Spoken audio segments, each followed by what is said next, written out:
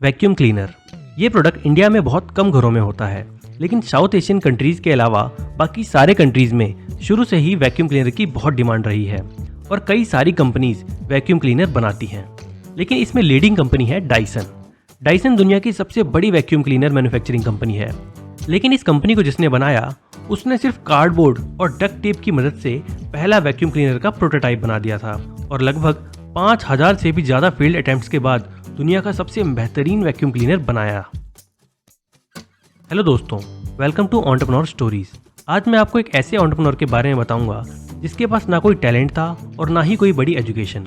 उसने सिर्फ अपने कॉमन सेंस, क्यूरियोसिटी और कंसिस्टेंसी के दम पर एक बहुत इनोवेटिव प्रोडक्ट बनाया था और फिर उससे खड़ी कर दी $1 बिलियन की कंपनी।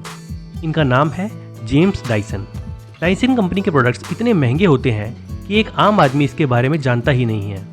मैंने भी डायसन कंपनी का सबसे पहला प्रोडक्ट एयर प्योरीफायर ही देखा था, वो भी एक शॉपिंग मॉल में। रिसर्च करने पर पता चला कि ये सिर्फ प्योरीफायर्स ही नहीं बल्कि हेयर ड्रायर से लेकर वैक्यूम क्लीनर तक बनाती है और इसका मेन प्रोडक्ट ही वैक्यूम क्लीनर है।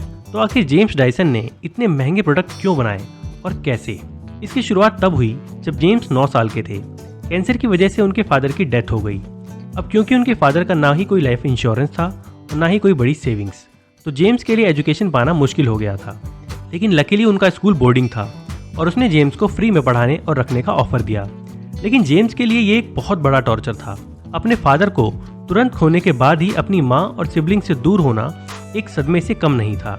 इसी वजह से वो पढ़ाई में अच्छा नहीं कर पा रहे थे। उनके प्रिंसिपल ने तो उनकी माँ से ये तक कह दिया था कि इस बच्चे में कोई टैलेंट नहीं है और इसका फ्यूचर बहुत खतरे में है। हालांकि जेम्स को आर्ट में काफ़ी इंटरेस्ट था। स्कूल में पढ़ाई से ज़्यादा वो आर्ट में इंटरेस्ट दिखाते थे। इसी को देखते हुए उनके टीचर ने उन्हें स्कूल में होने वाले प्ले के लिए इन्फॉर्मेशन पैम्फलेट्स बनाने का जिम्मा सौंपा।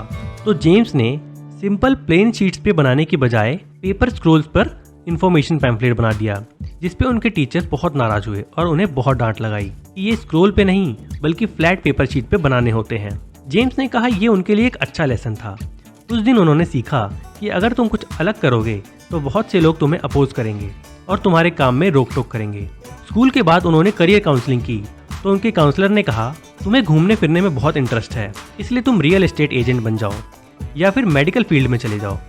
काउंसलर ने उन्हें बस एक चीज करने से सख्त मना किया, वो था आर्ट, और जेम्स ने वही किया। उन्होंने 1966 में ब्योम शॉ स्कूल ऑफ आर्ट्स में पेंटिंग में एडमिशन ले लिया। जब उनका कोर्स पूरा हुआ तो उनके प्रिंसिपल ने उन्हें कहा कि तुम डिजाइनर बन जाओ। जेम्स को फर्नीचर डिजाइन बहुत पसंद था, इसलिए जेम्स ने रॉयल कॉलेज ऑफ आर्ट में एडमिशन लिया ताकि वो इस फील्ड में स्टडी कर सकें। वहाँ उन्होंने इंटीरियर डिज़ाइन सीखा और साथ साथ इंडस्ट्रियल डिज़ाइन भी सीखा। उनके कॉलेज में हफ्ते में एक बार उस समय के बहुत बड़े स्ट्रक्चरल इंजीनियर टोनी हंट वहाँ आकर पढ़ाया करते थे।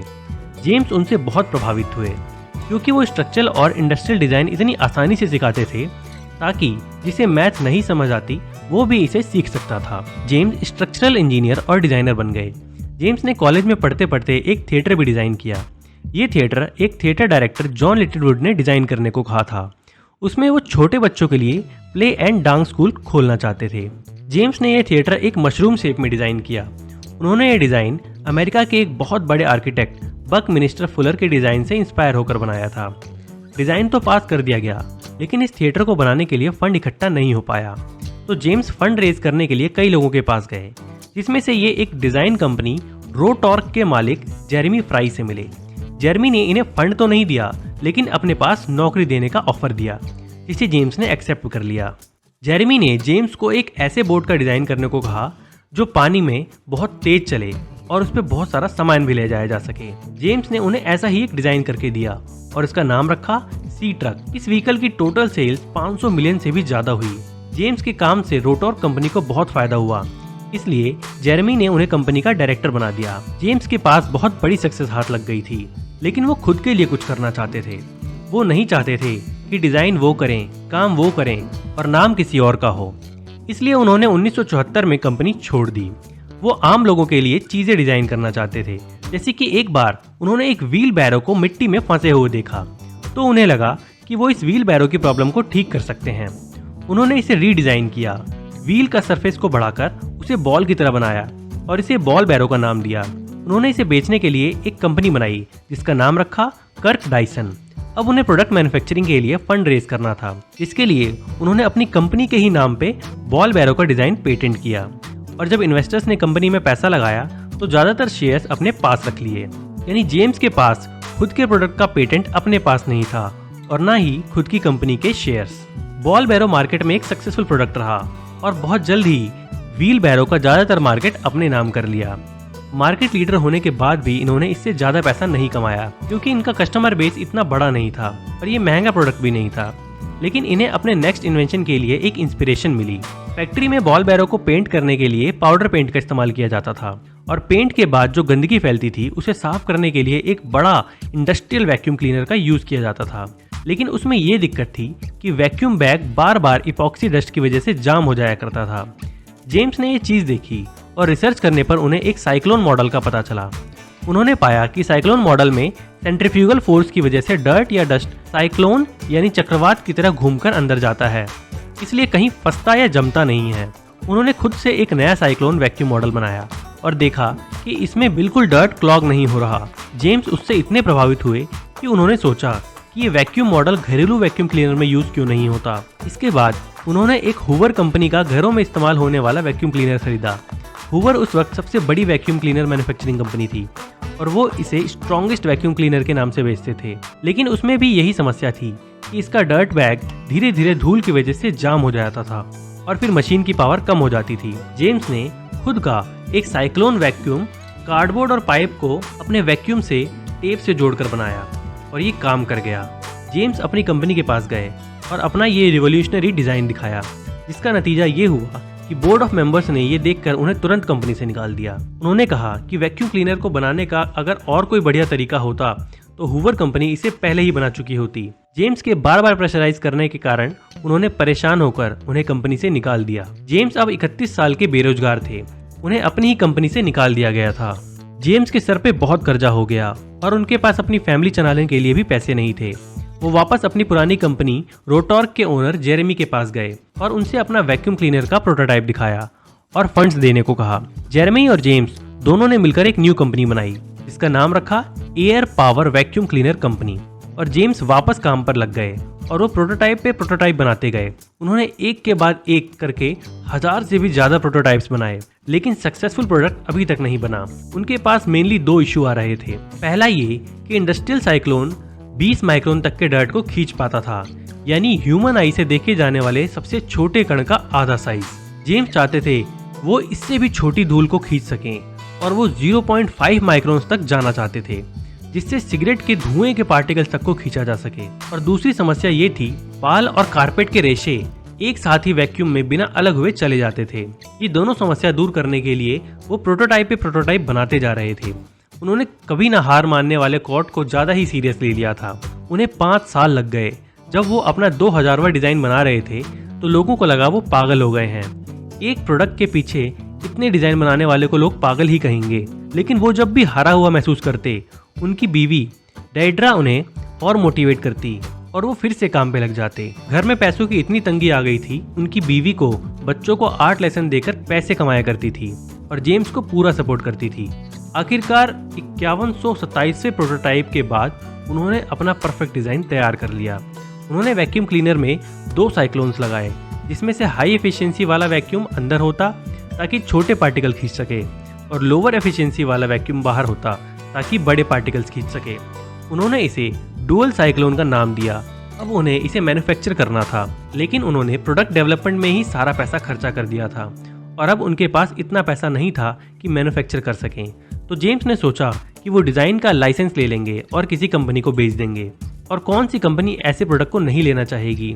उन्होंने अपनी कंपनी का नाम बदलकर प्रोटोटाइप लिमिटेड रख दिया ताकि उन्हें जल्दी लाइसेंस मिले।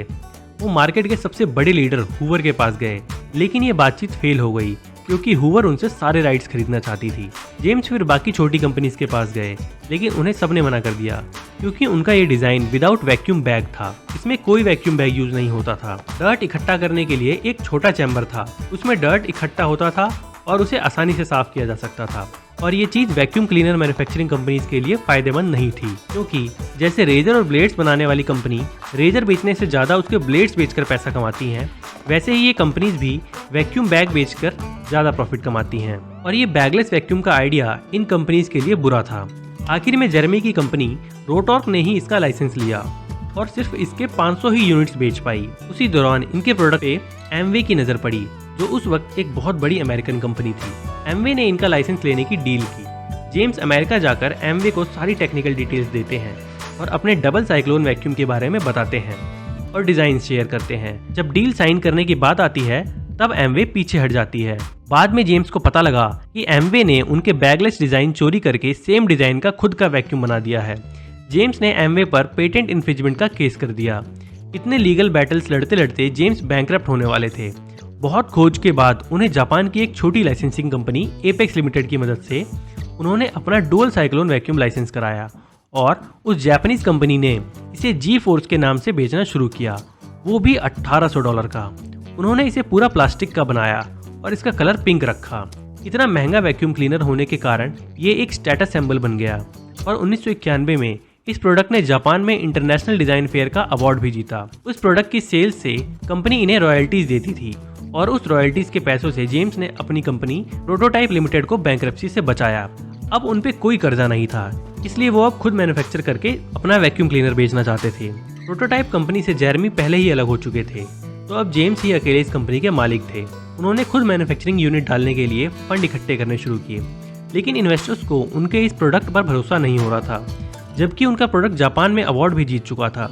लेकिन जैसे तैसे उन्हें थोड़ा बहुत पैसा मिला और उन्होंने लॉयड्स बैंक से 1.2 मिलियन पाउंड का लोन लिया और डाइसन लिमिटेड नाम से यूके में मैन्युफैक्चरिंग यूनिट खोली। उनका सबसे पहला प्रोडक्ट का नाम रखा गया डाइसन DC01, जो कि येलो कलर का था। अब बस इसे बेचना था। इतना अच्छा प्रोडक्ट जो बैगलेस भी था, लेकिन फिर भी इन्हें हर जगह ना सुनने को मिल रहा था। दरअसल वजह ये थी कि होलसेलर्स और डिस्ट्रीब्यूटर्स इनके प्रोडक्ट इसलिए लेने से मना कर रहे थे क्योंकि एक तो डाइसन का DC01 का प्राइस बाकी वैक्यूम से प्राइस में लगभग 3 गुना था और दूसरा कि ये प्लास्टिक का बना था और उस समय इंग्लैंड में प्लास्टिक से बनी चीजों को चीप माना जाता था। इन्होंने यूके के सबसे बड़े mail order catalogue Universal Store के चीफ बायर के साथ मीटिंग सेटअप की और उन्हें अपना प्रोडक्ट दिखाया। इतना महंगा और प्लास्टिक का येलो वैक्यूम होने के बाद भी उन्हें इनका प्रोडक्ट बहुत पसंद आया और इस तरह डाइसन को इनका पहला डिस्ट्रीब्यूटर मिल गया और ये मार्केट में उतर गए। लोगों को इनके प्रोडक्ट्स अच्छे लगने लगे। इनके कंपेटिटर्स ने इनके प्रोडक्ट के बारे में पब्लिकली बहुत मजाक उड़ाया।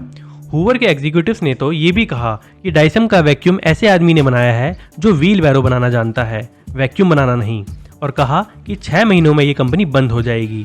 और 6 महीनों में डाइसन ने ठीक इसके उल्टे यूके की 50% मार्केट कैप्चर कर ली और 1 साल बाद 1993 में डाइसन यूके का बेस्ट सेलिंग वैक्यूम क्लीनर बन गया। सिर्फ 4 सालों में ही डाइसन ने अपने सबसे बड़े कंपेटिटर हूवर और इलेक्ट्रोलक्स दोनों के मिलाकर भी सबसे ज्यादा वैक्यूम बेच दिए। 2001 में जेम्स ने CEO की पोजीशन छोड़ दी क्योंकि उनको एज ए बिजनेसमैन नहीं एज एन इंजीनियर काम करना पसंद था। इसलिए उन्होंने ये पोस्ट मार्टिन मैकफोर्ड को दे दी। हालांकि वो खुद अकेले ओनर रहे कंपनी के।